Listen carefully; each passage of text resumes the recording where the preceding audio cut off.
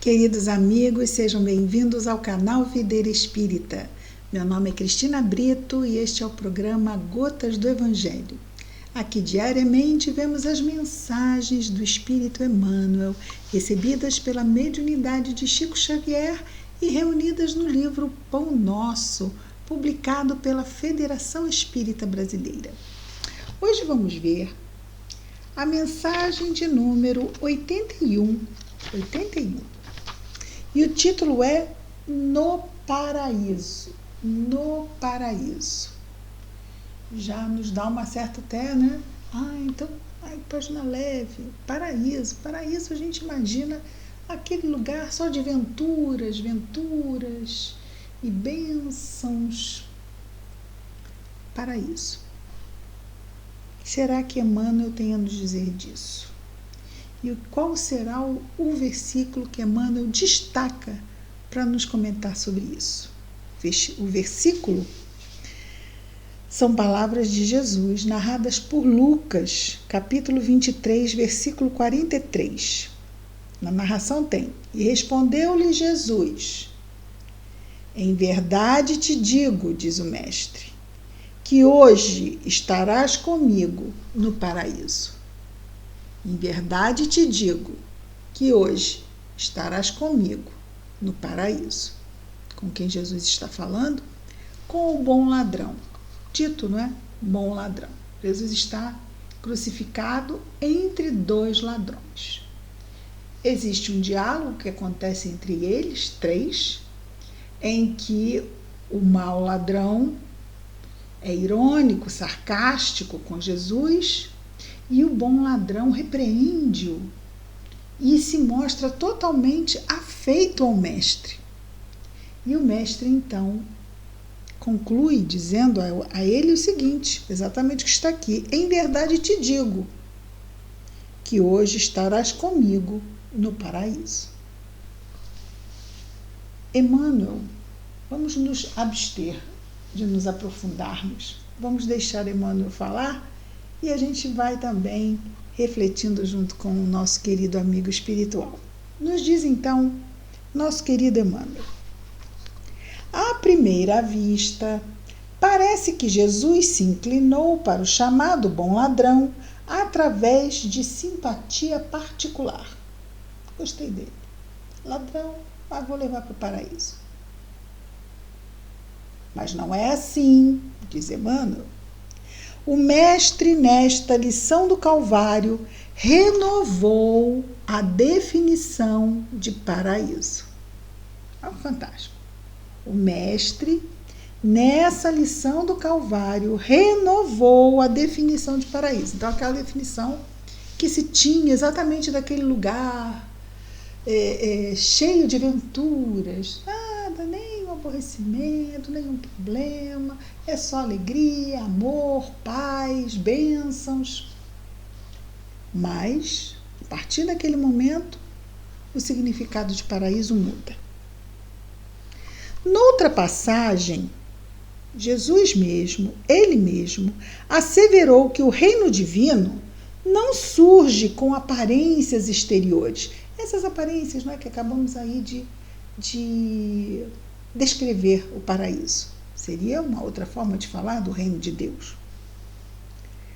Inicia-se, desenvolve-se e consolida-se em resplendores eternos no imo do coração, no profundo do nosso coração. O paraíso está dentro de nós, como o inferno também. O reino de Deus vai se estabelecer dentro de nós. E aí, claro, imaginemos a diferença da nossa vibração quando isso acontecer. Em que esfera vibratória habitaremos? Mas aí vamos pensar aqui juntos. Nas esferas vibratórias superiores, ficam lá, quanto mais, Jesus diz, não é? Quanto mais evoluído, mais livre. Mas livre para quê? Para sair vagando? Interessante isso, não é?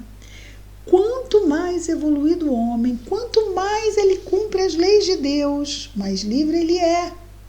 Mas dentro dessa liberdade, Jesus vai dizer, não é? que o primeiro é o escravo de todos, é o que serve, sem esperar absolutamente nada em retribuição. Este é o primeiro, este é o mais puro, esse é aquele que habita o reino de Deus. Ora, paraíso então deixa de ser um local onde ficam todos ali simplesmente observando as estrelas e em comunhão com a perfeição, ou com a paz plena. Não. Paraíso é lugar de trabalho. E paraíso é local de trabalho junto aos menos favorecidos. Aí é mesmo o paraíso.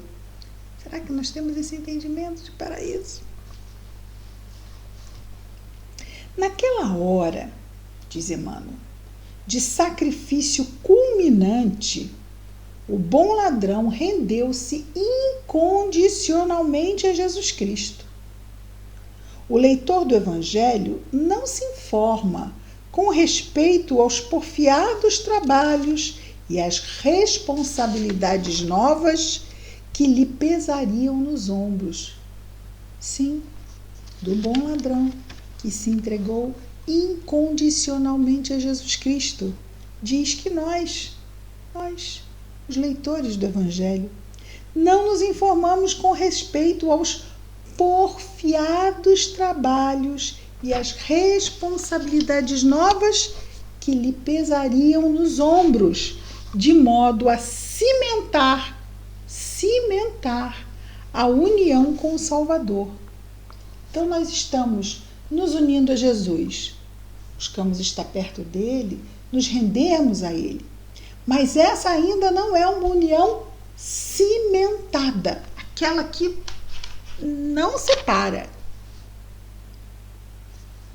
Porque é o cimento do Espírito, não é esse cimento que tem por aqui não, né? Todavia, o leitor do Evangelho convence-se de que daquele momento em diante o ex-malfeitor penetrará o céu.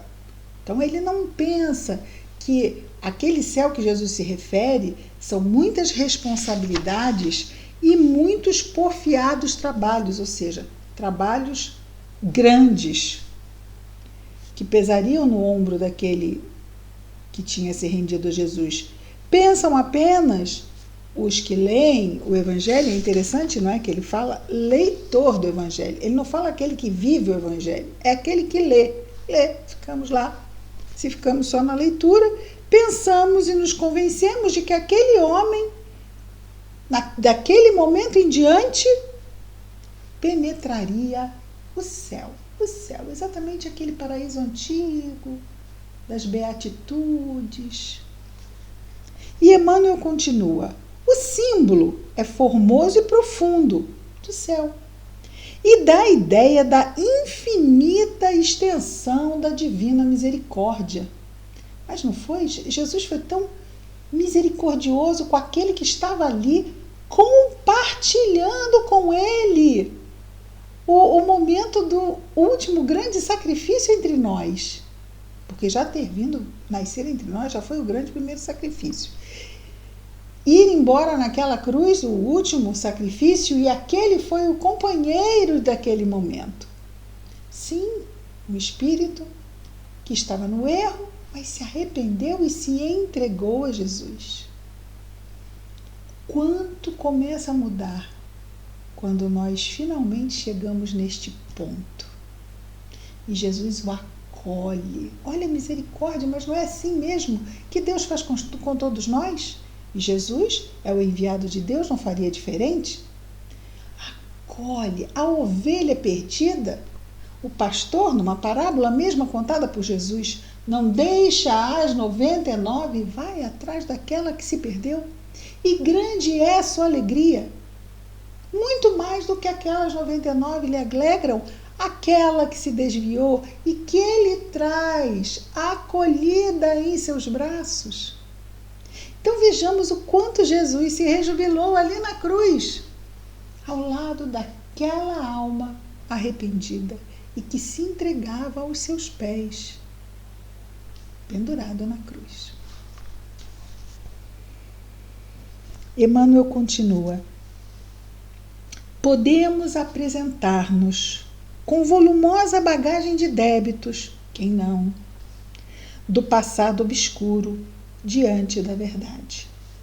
Mas, desde o instante em que nos rendemos aos desígnios do Senhor, à vontade do Senhor para as nossas vidas, aceitando sinceramente o dever da própria regeneração, avançamos para a região espiritual diferente, onde todo jugo é suave e todo fardo é leve. Então não é que não vai ter fardo e não vai ter jugo, não terá o peso, mas é leve. Por quê? Porque agora estamos no bem, estamos buscando a transformação da sombra em luz. Então, isso já por si só é a bênção. E o resto? Preocupemo-nos primeiro com o reino de Deus, sua justiça, e tudo nos virá em decorrência disso. Podemos apresentar-nos com volumosa bagagem de débitos do passado obscuro ante a verdade, ante a luz, escuro, luz. Mas desde o instante em que nos rendemos aos desígnios do Senhor, aceitando sinceramente o dever da própria regeneração, avançamos para a região espiritual diferente, onde todo jugo é suave e todo o fardo é leve. Chegado a essa altura, o espírito endividado não permanecerá em falsa atitude beatífica, ou seja, agora é tudo. Reconhecendo acima de tudo que com Jesus o sofrimento é retificação e as cruzes são claridades imortais. Então vamos sim, o paraíso a partir do momento que nos entregamos a Jesus, é vivermos as nossas dificuldades e desafios com a compreensão da imensa misericórdia divina para conosco e dos incomensuráveis recursos que chegam até nós para transpormos essas dificuldades e angariarmos para nós mesmos luz, paz, o reino de Deus.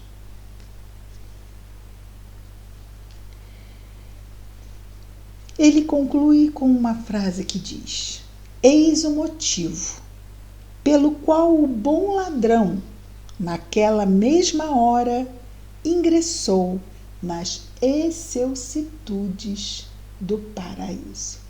Claro que agora nós já com um novo entendimento do que seja paraíso com Jesus. É trabalho, é transformação, é misericórdia de Deus para as nossas vidas, para que nós possamos, enfim, nos aproximar cada vez mais do Pai Celeste. Vamos orar? Querido Mestre Jesus, obrigado, Senhor, por mais este dia em nossas vidas, pelas bênçãos, pela misericórdia que sempre chega, atenuando nossas dores, mesmo que não percebamos, mesmo que achemos que a dor se abate sobre nós, ela vem tão minimizada pela misericórdia de Deus. Ajuda-nos, Jesus, a refletirmos e a agradecermos. Ajuda-nos, Jesus, a nos esforçarmos com a consciência dessas bênçãos e da Tua presença e dos amigos espirituais. Por isso ainda te pedimos, abençoa, Jesus, o nosso anjo guardião. Abençoa nossos esforços, abençoa nossos lares, famílias, afetos.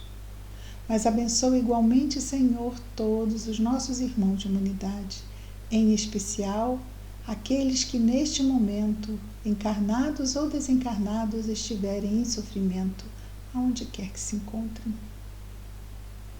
Que as tuas bênçãos, Jesus, estejam em nós, favorecendo o paraíso já desde aqui e entre nós, hoje e sempre. Graças a Deus, Senhor.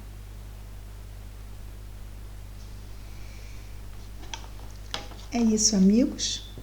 Amanhã estaremos de volta com mais um programa Gotas do Evangelho.